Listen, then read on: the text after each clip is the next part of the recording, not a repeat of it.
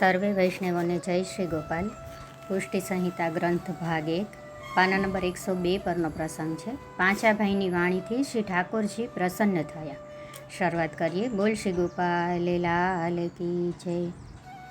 પાંચા ભાઈ તથા ડોસાભાઈ ઓસરીમાં બેઠા છે અને શ્રી ઠાકોરજીની બાળલીલાના પ્રસંગ વાંચતા હતા ત્યારે ધનજીની વહુ તથા અંદરજીની વહુ પણ આવી ગઈ હતી.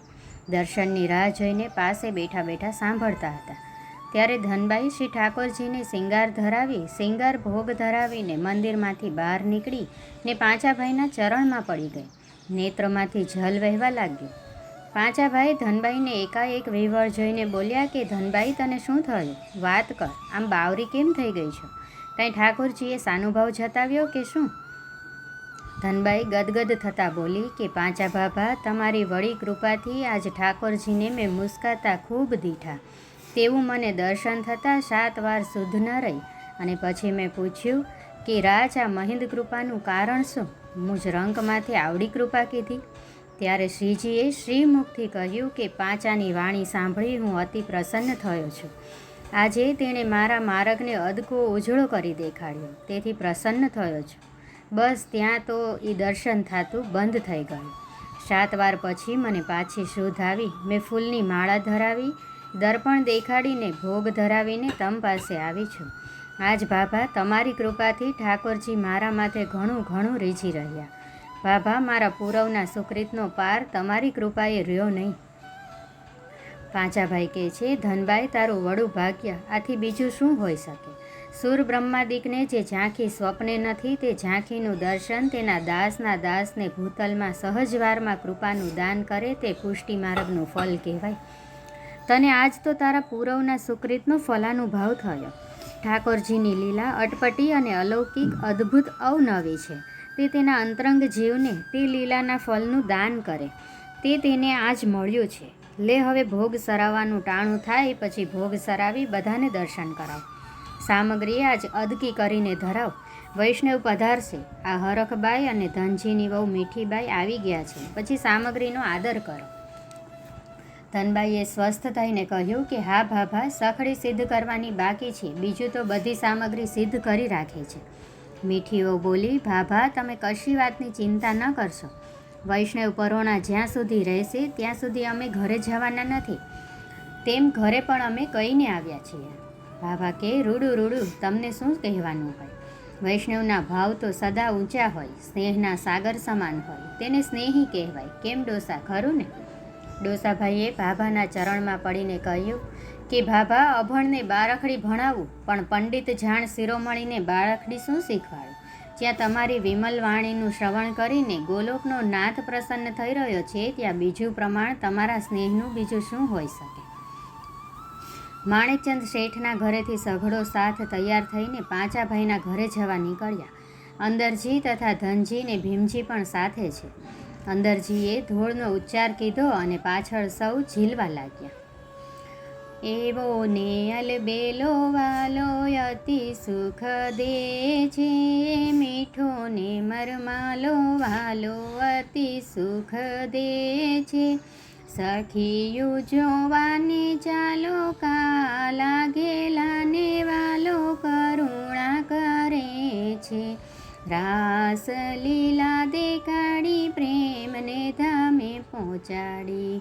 રાસ લીલા દેખાડી પ્રેમને ધામે પહોંચાડી. મીટલડીના મરમે વાલો મન હરી લે છે. પરજ્યા સુપ્રીત જ કીધી દયા કરીને સેવા દીધી. પરજ્યા સુપ્રીત જ કીધી દયા કરીને સેવા દીધી. સેવક સમીપે વાલો સન્મુખ રે છે. સેવક સમીપે વાલો સન્મુખ રે છે. વેદને પુરાણે વાલો વશન થાય લાલો. ગોકુલપતિ શ્રી ગોપેન્દ્ર પિયુજી. ગોકુલપતિ શ્રી ગોપેન્દ્ર પિયુજી. વ્રજનો વાસી વાલો દર્શન દે છે. એવો ને અલબેલો વાલો અતિ સુખ દે છે, મીઠો ને મરમાલો વાલો અતિ સુખ દે છે. જય શ્રી ગોપાલ.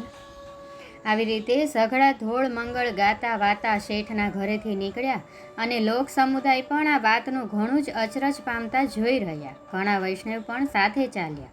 પાંચા ભાભાની ડેલીએ પહોંચતા ભાભા ધોળ મંગળા ગાવાનો રણકો સાંભળીને બોલ્યા કે ડોસા, આપણા વૈષ્ણવ ધોળ મંગળ ગાતા પધારતા હોય તેમ લાગે છે, તું જરા સામે રોજા. ડોસાભાઈ ઉઠીને સામે ચાલ્યા ત્યાં તો શેઠને અંદરજી ધોળ ગાતા વાતા સામેથી ચાલ્યા આવતા દીઠા ને કીધું કે ભાભા, તો શેઠ અને અંદરજી ધોળ ગાતા વાતા આવે છે. રતનને સાથે લઈને દર્શને આવતા હોય તેમ લાગે છે. રતન વહુને સમો વળી ગયો હોય તેમ જણાય છે. આનંદ કરતા આવી રહ્યા છે. ધનબાઈએ સિંગાર ભોગ સરાવીને દર્શન કરાવ્યા. સૌ દર્શન કરી રહ્યા છે ત્યાં પાંચાભાઈની ડેલીમાં બધા જ આવી પહોંચ્યા અને ઓહરીમાં બધા બેઠા. ડોસાભાઈ, પાંચાભાઈ ઓસરીમાં બેઠા છે અને બધાએ આવીને ઠાકોરજીના દર્શન કર્યા. રતન વહુ ને માણેકભાઈ, શેઠ, સુંદરજી બધા ઠાકોરજીના મંદિર આગળ લાંબા થઈને આળોટવા લાગ્યા. અંદરજીના કીધા મુજબ સાથે લાવેલ શ્રીફળ મિશ્રી ઠાકોરજીના મંદિર સન્મુખ ધરી દીધા. રતન અને માણેકબાઈ નીરખીને વારંવાર શ્રી ગોપેન્દ્રજીના પાદુકાજીના દર્શન કરે છે. અંદરજી ને ધનજી ધોળ બોલે છે. ધોળ છે: સખી આજ સુંદર વાર દીઠો, લાગે અમૃત પે અતિ મીઠો, મેં તો દ્રષ્ટિ પસારીને જોયું, મારું તન મન સરવે મોયું. સખી આજ સુંદર વાર દીઠો, લાગે અમૃત પે અતિ મીઠો. સખી વાત કહું એક મનની, હું તો પ્યાસી છું મુખ દર્શનની. રૂડા દિશે છે રંગ ભર રસિયા, મારા નેત્ર કમળમાં વસિયા. સખી આજ સુંદર વાર દીઠો, લાગે અમૃત પે અતિ મીઠો. હું તો ફૂલ તણી પેરે ફૂલી, કામ કાજ ધંધો સર્વે ભૂલી. બીજી વાત કશી ન સોહાય, એની પેરે ઉધામાં ધાય. સખી આજ સુંદર વાર દીઠો, લાગે અમૃત પે અતિ મીઠો. મુજને મેલાવો રાસ વિહારી, તો હું થઈ રહું દાસી તમારી. મૂકી માન જાચું છું જુવતી, વેગે તેડી લાવો ગોકુલપતિ. કરજોડી કહે છે માધવ દાસ, મને આપો શ્રી વ્રજમાં સખિયા જસોંદિરા વાર દીઠો લાગે અમૃત પે અતિ મીઠો. જય શ્રી ગોપાલ. આ વાર્તા પ્રસંગ અહીંયા પૂર્ણ થાય છે. મારી ભૂલચૂક થતી હોય દાસના દાસ જાણીને ક્ષમા કરશો. સર્વે વૈષ્ણવોને જય શ્રી ગોપાલ.